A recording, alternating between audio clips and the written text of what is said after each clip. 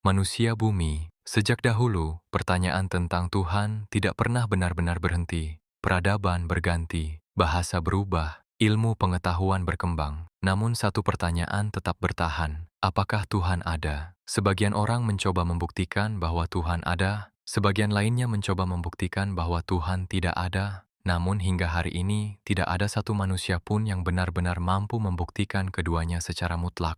Dan mungkin, memang bukan di sana letak jawabannya. Karena ada kemungkinan bahwa Tuhan tidak bisa dipahami hanya melalui pembuktian, tetapi melalui perenungan. Bayangkan sesuatu yang sangat sederhana. Bayangkan sebuah keutuhan yang sempurna. Keutuhan yang tidak memiliki kekurangan. Keutuhan yang tidak memiliki celah. Keutuhan yang tidak membutuhkan apapun. Di dalam keutuhan itu terdapat segala sesuatu yang sempurna, kebesaran yang utuh, keagungan yang utuh, kekuasaan yang utuh, pengetahuan yang utuh, cinta yang utuh, kasih yang utuh. Segala sesuatu berada dalam kondisi sempurna, namun di dalam keutuhan itu ada satu keadaan yang sangat unik. Tidak ada siapapun selain Dia. Tidak ada yang melihat kebesaran itu. Tidak ada yang merasakan cinta itu. Tidak ada yang menyaksikan keindahan itu, karena hanya Dia yang ada. Dan ketika segala sesuatu sudah sepenuhnya utuh, kadang keutuhan itu terasa seperti keheningan yang sangat dalam, segalanya penuh. Namun tidak ada cerita, tidak ada pengalaman, tidak ada perjalanan, tidak ada awal, dan tidak ada akhir. Hanya keabadian yang sunyi.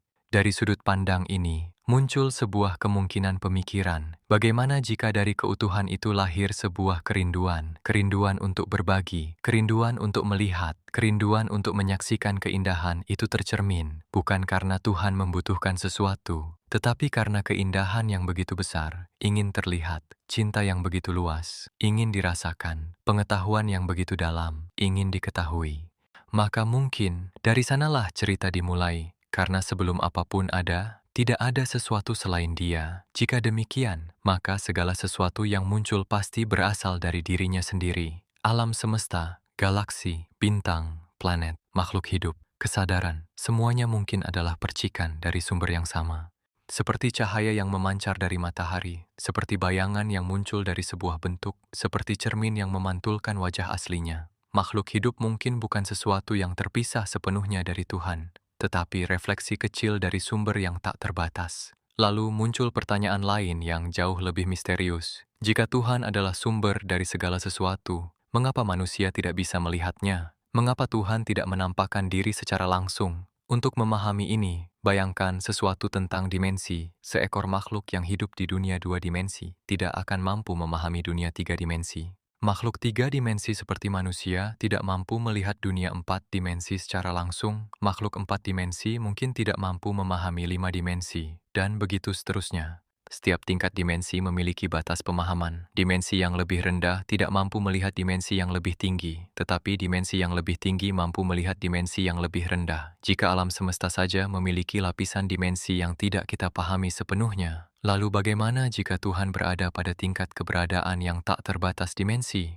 Bukan 4, bukan 5, bukan 10, tetapi tak terhingga. Jika demikian, bukan Tuhan yang tersembunyi, tetapi kesadaran manusia yang terbatas. Ada analogi lain yang mungkin lebih mudah dipahami. Bayangkan sebuah komputer dengan spesifikasi yang sangat terbatas. Lalu seseorang mencoba memasang sistem operasi paling canggih yang pernah dibuat, versi paling tinggi, versi paling berat. Dengan seluruh aplikasi tercanggih sekaligus, apa yang akan terjadi? Komputer itu tidak akan mampu menjalankannya. Bukan karena sistem operasinya tidak ada, tetapi karena perangkatnya tidak mampu menampungnya. Jika analogi ini diterapkan pada alam semesta, mungkin bukan Tuhan yang tidak bisa hadir, tetapi realitas yang kita tempati tidak mampu menampung kehadiran penuhnya, karena keberadaannya terlalu besar, terlalu luas, terlalu tak terbatas, sehingga yang muncul di alam semesta ini bukanlah wujud penuhnya, tetapi tanda-tandanya, ayat-ayatnya, jejak-jejak keberadaannya. Bintang yang menyala di langit, hukum fisika yang bekerja dengan sangat presisi, kesadaran manusia yang mampu bertanya tentang keberadaan, cinta, kasih sayang, keindahan alam. Semua itu mungkin adalah percikan kecil dari sumber yang tak terbatas, seperti cahaya yang menembus celah jendela. Cahaya itu bukan seluruh matahari, tetapi cukup untuk menunjukkan bahwa matahari ada.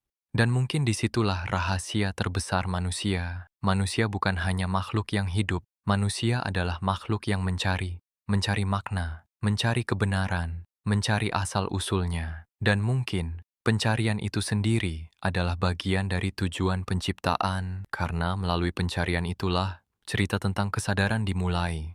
Manusia bumi, mungkin kita memang tidak bisa melihat Tuhan secara langsung, namun kita hidup di dalam sebuah realitas yang penuh dengan tanda-tanda tentangnya, seperti bayangan yang menunjukkan adanya bentuk, seperti pantulan yang menunjukkan adanya cahaya. Mungkin seluruh perjalanan manusia di alam semesta ini bukanlah sekadar hidup dan mati, tetapi sebuah perjalanan panjang untuk menyadari kembali sumber dari mana semuanya berasal. Dan mungkin suatu hari nanti, ketika tirai dunia ini tersingkap, ketika batas-batas yang sekarang menghalangi penglihatan manusia tidak lagi ada, manusia akan menyadari sesuatu yang sangat sederhana, bahwa Tuhan yang selama ini mereka cari sebenarnya tidak pernah jauh. Dia selalu dekat, sangat dekat, tanpa jarak.